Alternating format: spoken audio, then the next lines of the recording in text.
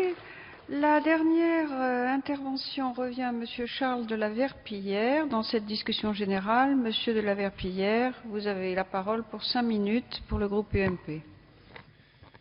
Madame le Président, Madame le Ministre Nathalie Kosciusko-Morizet, Monsieur le Président de la Commission du Développement durable, Monsieur le rapporteur, mes chers collègues, nous examinons ce soir la proposition de loi portant diverses dispositions d'ordre cynégétique que j'ai co-signée avec de nombreux collègues appartenant comme moi au groupe d'études sur la chasse de l'Assemblée nationale.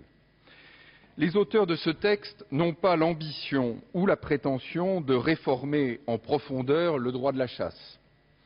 Plus modestement, nous avons voulu apporter des solutions concrètes et simples à des problèmes que les chasseurs et les fédérations rencontrent sur le terrain. J'en donnerai quelques exemples parmi d'autres. À l'article 5, nous voulons assouplir les conditions permettant aux nouveaux chasseurs de bénéficier d'une réduction de moitié des redevances cynégétiques. À l'article 6, nous élargissons les possibilités de chasse en tout temps du gibier à poil dans les enclos cynégétiques. À l'article 8, nous ouvrons la possibilité d'imposer aux propriétaires de terrains insuffisamment ou pas du tout chassés de contribuer à l'élimination des grands animaux en surnombre, ainsi qu'à l'indemnisation des dégâts qu'ils provoquent. Plus précisément, le préfet, sur proposition de la Fédération départementale des chasseurs et après avis de la Chambre d'agriculture, c'est très important, pourra imposer aux propriétaires le prélèvement d'un nombre déterminé d'animaux, par exemple de sangliers. Si l'objectif n'est pas atteint, la responsabilité financière des propriétaires pourra être engagée en cas de dégâts aux cultures. À l'article 15, une revendication ancienne et justifiée des gardes-chasse particuliers est satisfaite. Leurs pouvoirs devraient être alignés sur ceux des gardes champêtres, des agents des offices et des lieutenants de louveterie.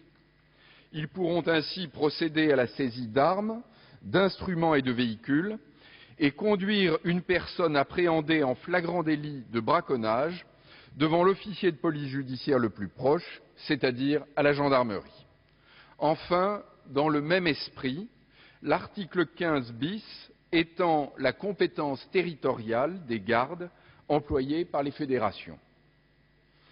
Au-delà des mesures utiles mais ponctuelles que je viens de citer, la proposition de loi a une portée plus générale à travers ses articles 1 et 2. En effet, ces articles reconnaissent et consacrent le rôle déterminant des chasseurs et de leurs fédérations dans la préservation de la biodiversité, le maintien des équilibres naturels dans les campagnes françaises et l'éducation de nos jeunes concitoyens au développement durable.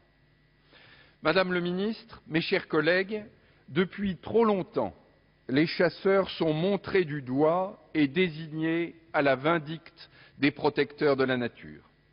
La vérité, c'est que sans les chasseurs et leurs fédérations, on assisterait à la prolifération des nuisibles et des prédateurs au détriment de l'élevage, des cultures et de beaucoup d'espèces sauvages. La vérité, c'est que ce sont les chasseurs et leurs fédérations qui régulent les sangliers, diminuant ainsi les risques d'accidents sur les routes et financent l'indemnisation des dégâts aux cultures. Ils le font en collaboration étroite avec les agriculteurs et leurs organisations, comme c'est le cas dans mon département de l'Ain. La vérité, c'est que les chasseurs savent depuis longtemps se fixer des limites et des règles et qu'ils les respectent. Ce sont dans leur immense majorité des citoyens responsables, n'en déplaise à certains. Alors, il faut arrêter de tirer sur les chasseurs. Il faut au contraire les aider et les encourager. C'est l'objet de cette proposition de loi qui a reçu, je m'en réjouis, le soutien du gouvernement et qui recueillera, j'en suis sûr, un grand nombre de suffrages sur tous les bancs de notre Assemblée. Je vous remercie. Merci, chers collègues. Madame